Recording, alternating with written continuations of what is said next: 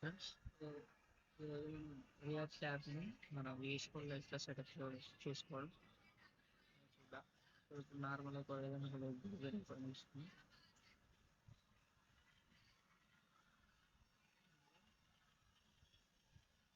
React app react PM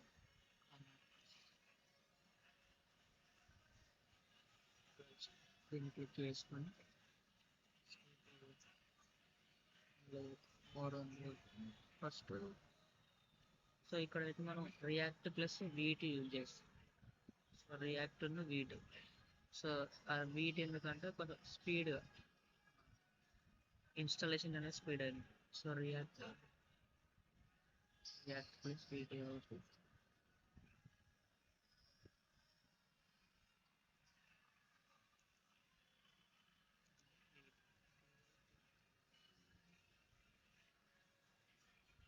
so we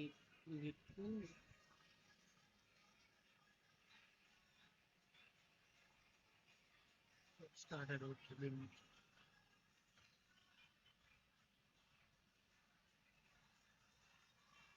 so ఈ project మనం install చేసుకోవాలి. సో ఈ కమాండ్స్ చూసుకున్నాం. npm create wait @latest.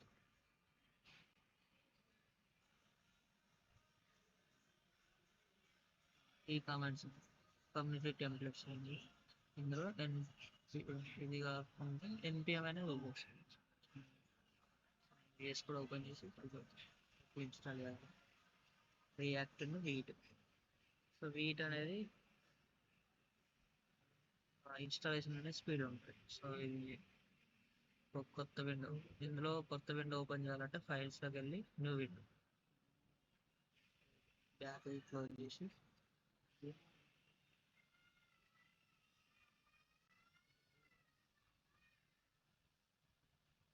So ఇక్కడ సో ఏదైనా ఒక ఫోల్డర్ని మనం ఓపెన్ చేస్తున్నాం. సో డెస్క్టాప్ మీద నేను ఒకటి ఫోల్డర్ క్రియేట్ చేస్తున్నాను. ఇక్కడ new folder name Vite React. ఈ ఫోల్డర్ని సెలెక్ట్ చేసుకున్నాం. ఇందులో ఈ విండోలో ఈ రీడ్ అండ్ రియాక్ట్ అనే ఫోల్డర్ ఓపెన్ అయింది. సో నేను ఇక్కడ టెర్మినల్ ఓపెన్ చేసి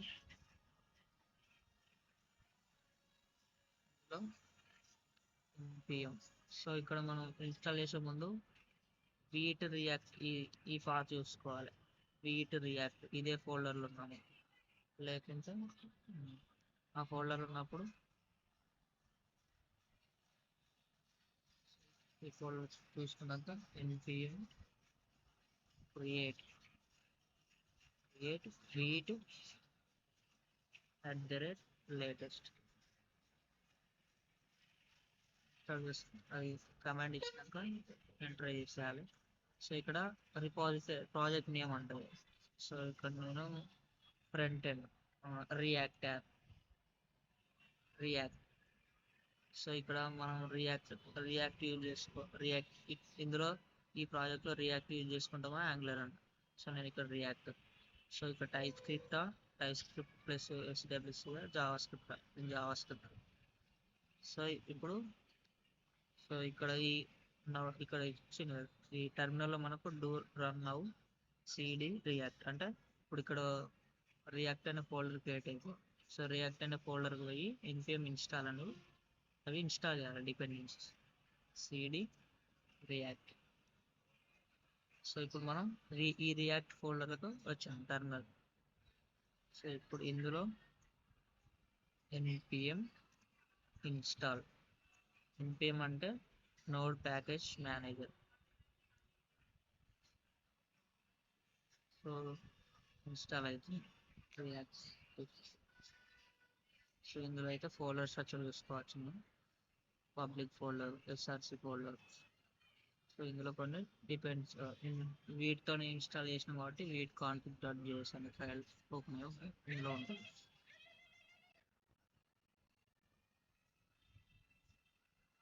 కొంచెం టైం తీసుకుంటుంది ఇన్స్టాల్ చేసుకున్నాను. సో ఇప్పుడైతే మనకు npm ఇన్స్టాల్ అయిపోయింది. సో ఇక్కడ ఏంటిది, మనం ఈ యాప్ని రన్ చేయాలంటే npm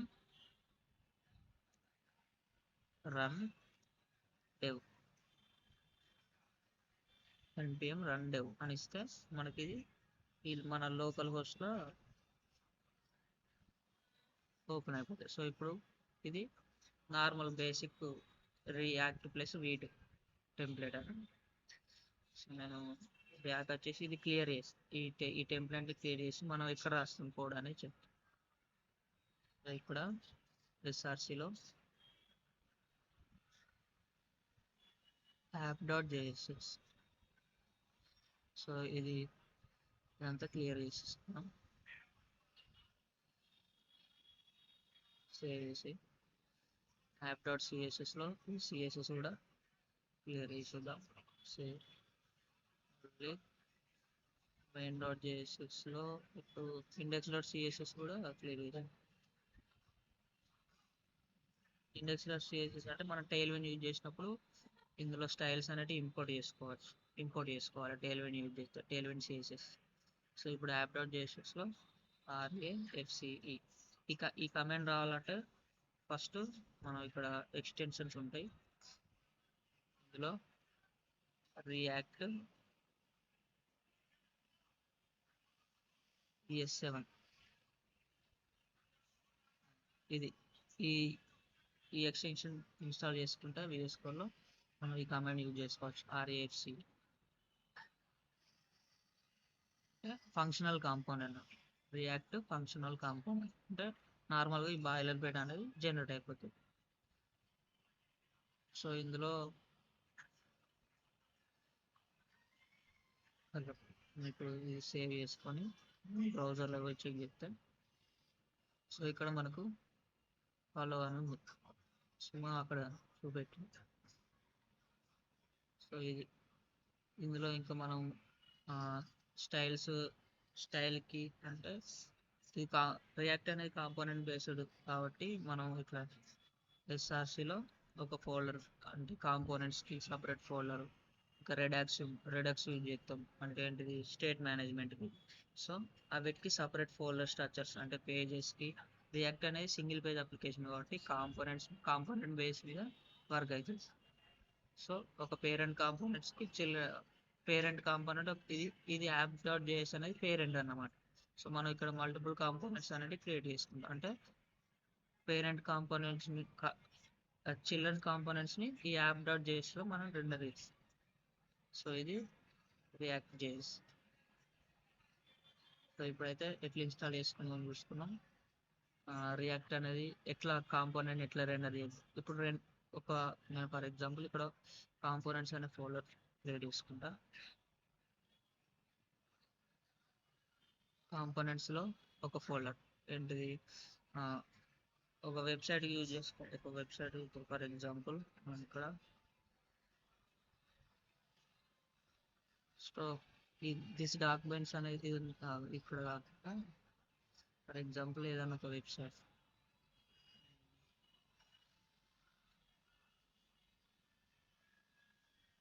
ఫ్లిప్కార్ట్ వెబ్సైట్ తీసుకున్నాం అనుకున్నాను.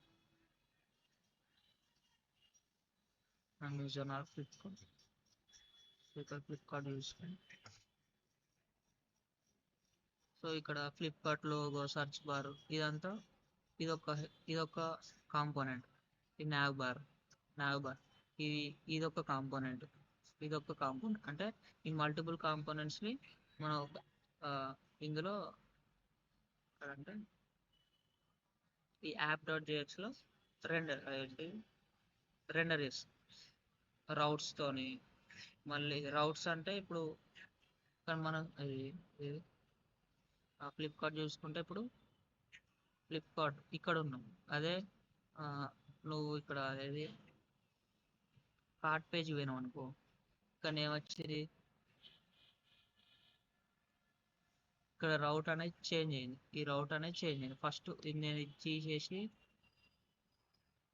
ఎంటర్ కొడితే ఫస్ట్ పేజ్ మనకు ఎవరి దాకా వచ్చిన ఫస్ట్ పేజ్కి రీడైరెక్ట్ అవుతాం. అంటే ఈ రౌట్ బేస్ మీద, అంటే దీని మీద క్లిక్ చేసినాం, ఈ కార్డ్ పేజ్ కార్డ్ ఐకన్ మీద క్లిక్ చేసినప్పుడు ఆ రౌట్ ఇట్లా చేంజ్ చేసుకునేందుకు రౌటింగ్ అనేది యూజ్ చేసుకుంటాం. అంటే ఇప్పుడు సింగిల్ పేజ్ అనేది ఎందుకు అంటున్నామంటే, ఇప్పుడు దీని మీద క్లిక్ చేసినప్పుడు అనేది మన వెబ్సైట్ అనేది రీలోడ్ అవుతుంది. సో అట్లా ఇప్పుడు ఫర్ ఎగ్జాంపుల్ ఇందులో ఏదైనా ఒక ప్రోడక్ట్ మీద క్లిక్ చేద్దాం. సో ఈ ప్రోడక్ట్స్లో ఈ ప్రోడక్ట్ మీద క్లిక్ చేసినప్పుడు మన వెబ్సైట్ అనేది రీలోడ్ అవుతలేదు. ఎందుకంటే ఇది రియాక్ట్ ఆర్ టైప్ స్క్రిప్ట్ వీటితో బిల్డ్ చేసి ఉన్నది కాబట్టి, అది సింగిల్ పేజ్ అప్లికేషన్ కాబట్టి రీలోడ్ అవుతలేదు. సో ఇక్కడ చూసుకుంటే మనకు ప్రోడక్ట్ ఐడి ఉంటుంది, ఇవన్నీ ఉంటుంది. సో నేను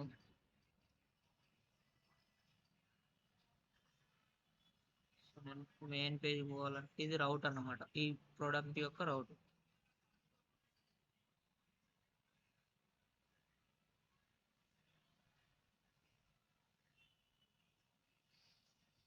సో నేను ఫస్ట్ పేజ్ పోవాలంటే కొన్ని రౌట్స్ అనేటివి ర్యాండమ్ ఏది ఇష్టం వచ్చినట్టు కొడితే రాదు రౌట్. సో ఫ్లిప్కార్ట్గా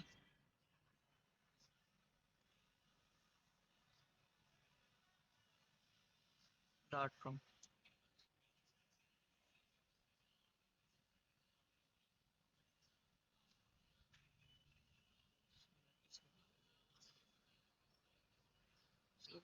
ఈ ఈ పేజ్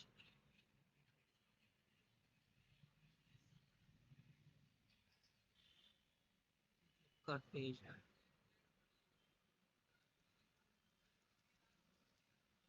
సో ఇది ఫస్ట్ మెయిన్ రౌట్ అనేది ఫ్లిప్కార్ట్ డాట్ అంటే మనం వెబ్సైట్ ఆన్లైన్లో పోస్ట్ చేసినప్పుడు చేంజ్ అయిపోయి రౌట్స్ అనేది చేంజ్ అయిపోయి. సో ఇందులో నేను ఒక కాంపోనెంట్స్ క్రియేట్ చేసుకుంటా. సో ఇందులో ఒక కాంపోనెంట్ ఏంటిదంటే nav బార్ అనేది ఒక కాంపోనెంట్. ఎందుకంటే మనకు nav బార్లో ఏముంటుంది, లోగో ఉంటుంది, హోమ్, లోగో అవన్నీ ఉంటాయి. nav బార్లో మళ్ళీ ఒకటి nav.jsx వీటి ప్లస్ రియాక్ట్ యూజ్ చేస్తాను కాబట్టి ఇక్కడ జావాస్క్రిప్ట్ నోటేషన్లో రాయాలి JSX. సో ఇందులో నేను RAFC ఇందులో ఇది ఇందులో this is nav bar. So దీన్ని సేవ్ చేసినాక ఈ యాప్.js నేను ఇంపోర్ట్ చేసుకుంటా అండ్ సో ఇంపోర్ట్ nav. ఇందులో మనకి ఇక్కడ చూపెడతా nav. సో ఇక్కడ ఎక్స్టెన్షన్ కూడా ఇచ్చుకోవాలి nav.jsx, లేకపోతే ఎర్రర్ వస్తుంది. సో ఇచ్చినాక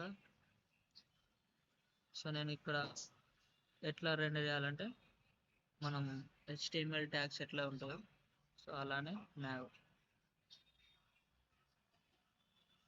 సో ఎప్పుడైనా ఇంపోర్ట్ చేసుకునేటప్పుడు క్యాపిటల్ ఫస్ట్ లెటర్ అనేది క్యాపిటల్ ఇచ్చుకుంటాం మనం, అది కొంచెం అండర్స్టాండ్ అవుతుంది ఈజీ మనకు. సో అది కాంపోనెంట్ అనేది మనకు అర్థమైపోతుంది. So this is nav. So నేను అంటే ఈ nav బార్ కాంపోనెంట్ని నేను JSX రెండర్ చేసిన అన్నమాట. సో ఇది పేరెంట్ కాంపోనెంట్, JSX అనేది పేరెంట్ కాంపోనెంట్, nav.jsx అనేది చైల్డ్. సో ఈ చైల్డ్ కాంపోనెంట్ని పేరెంట్ కాంపోనెంట్ రెండర్ చేసిన. సో ఇట్లా మల్టిపుల్ కాంపోనెంట్స్ని క్రియేట్ చేసుకొని రౌట్స్తోని మనం రెండర్ చేసుకోవచ్చు రౌట్ బేస్తో. మళ్ళీ ఈ అసెట్స్లో మనకు మనం ఏదైనా వెబ్సైట్ క్రియేట్ చేసుకుంటే దానికి యూజ్ అయ్యే ఇమేజెస్ కానీ ఇందులో పెట్టుకుంటాం. సో ఇది రియాక్ట్. Okay, thank you 1.5.